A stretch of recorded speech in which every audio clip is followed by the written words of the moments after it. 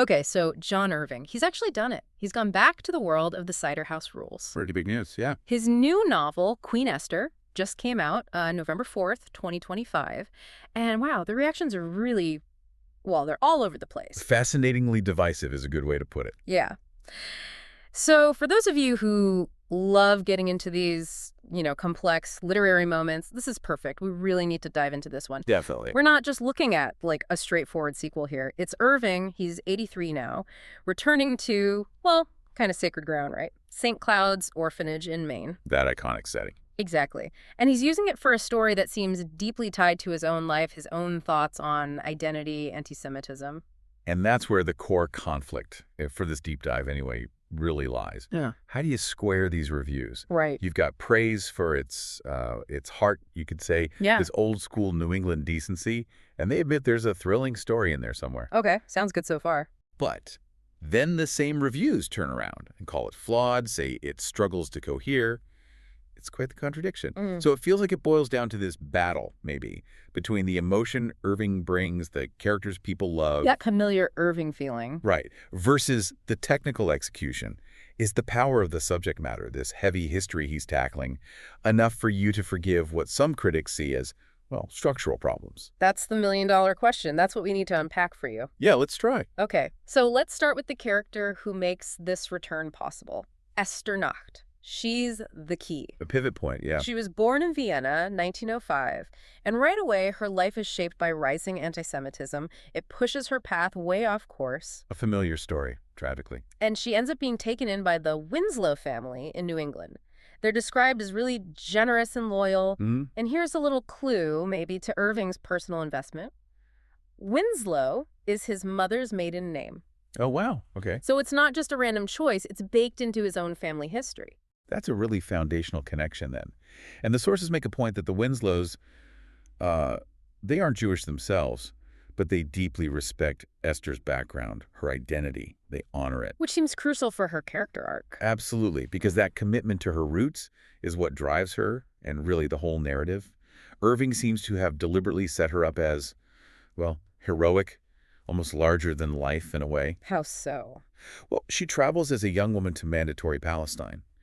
And her whole purpose, her persona, is linked to the biblical Esther. Ah, okay. The namesake. Exactly. He wanted her to be someone who, and this is a quote, hides herself well until it's time to come out. Hides herself well. That phrase really jumps out. Why is hiding so important for the character he wanted to build? It seems because her influence is meant to be subtle. She's not necessarily the one front and center, making big speeches or leading charges, historically speaking. Right. She's described more as an abiding but secret presence. And I thought this was interesting, a puppeteer. A puppeteer, okay. Managing things, important things, often from the sidelines, playing a really crucial backstage role in building the state of Israel. She's not looking for the spotlight. She's arranging the scene. That makes a lot of sense. It fits the biblical parallel, necessary, powerful, but intentionally sort of obscured. So shifting from Esther to Irving himself, this book apparently took, 40 years to really come together? Yeah, long gestation. He's 83 now, and he said the novel began where it ended, which is specific. April 1981 in Jerusalem. Which is pretty unusual, right, to pinpoint the origin to the exact ending date like that. Very. So what happened in Jerusalem in 81? What was so formative that it became the seed for a story 4 decades later? Well, that trip seems to have been a real turning point for him. He was invited for the Jerusalem Book Fair. Okay. And he went with his European Jewish publishers. So he wasn't just like a casual visitor. He was observing, listening, taking notes, immersing himself. And what did he take away from that? He said it gave him this very firm but fearful apprehension of what might come next for Israel. Wow. Fearful apprehension. That's strong language. It really is. It wasn't just mild concern. It was this deep-seated, almost foreboding feeling that, as he put it, kept reverberating all these years. 40 years of reverberation. Exactly. That feeling, that echo, seems to be the ground Queen Esther grew out of. So it's less about just wanting to revisit St. Cloud's for nostalgia's sake. Much less, it seems. And more about finally finding a way to express this long-held historical anxiety. Yes. And it connects back to his earlier life, too, his experiences seeing anti-Semitism. How so? He's talked about witnessing it, not just reading about it, hearing stories from Jewish friends when he was wrestling at Exeter. Right, I read that. And then later, his Jewish roommate in Vienna, back in the 60s, shared his experiences. That really cemented his awareness. So these personal encounters, wrestling, studying abroad, they really opened his eyes. It wasn't just abstract history for him. No, it was real. And he actually connects this feeling, this sense of maybe displacement, to being a writer. How does he make that connection? He talks about the character Jimmy Winslow, who is a Winslow grandson in the book, feeling this intrinsic foreignness. Okay. And Irving says, many fiction writers, because they live so much in their imagination, they inherently feel like foreigners anyway. Huh. That's an interesting thought. Yeah. And he even said that for him personally, he only really felt like he belonged when he was actually abroad, fully taking on that role of the outsider looking in. So the writer almost needs that foreign perspective even when writing about home to see things clearly. That seems to be his take, yeah. Which puts a different spin on returning to St. Cloud's. It's not just going home. It's maybe placing this profoundly foreign perspective, Esther Nacht, into that very familiar New England landscape. Precisely. And there's another layer of personal weight here, too. Irving mentioned that two really important early readers in his life didn't live to see Queen Esther. Oh. Who were they? His Vienna roommate, the one who shared those experiences. Ah, okay. And his stepfather, who he was apparently very close to. So when you add those personal losses into the mix, the book feels less like just fiction and more like, well, a kind of tribute. A monument, almost. Yeah. That's a huge emotional weight behind the book. Definitely. Now, how does all this personal background connect with the public discussion, especially around Israel, which is obviously such a charged topic? He hasn't shied away from it. Speaking in Jerusalem, this was July 2024, he was very direct. He said, quote, "I'm pro-Israel, I'm pro-Jewish, and I'm for you." Okay, pretty clear. But then he added a crucial qualifier. That may not necessarily mean that I'm in favor of your current leader. Right, so solidarity with the people, the history, but reserving judgment on present-day politics. Exactly. It's a distinction he clearly wanted to make.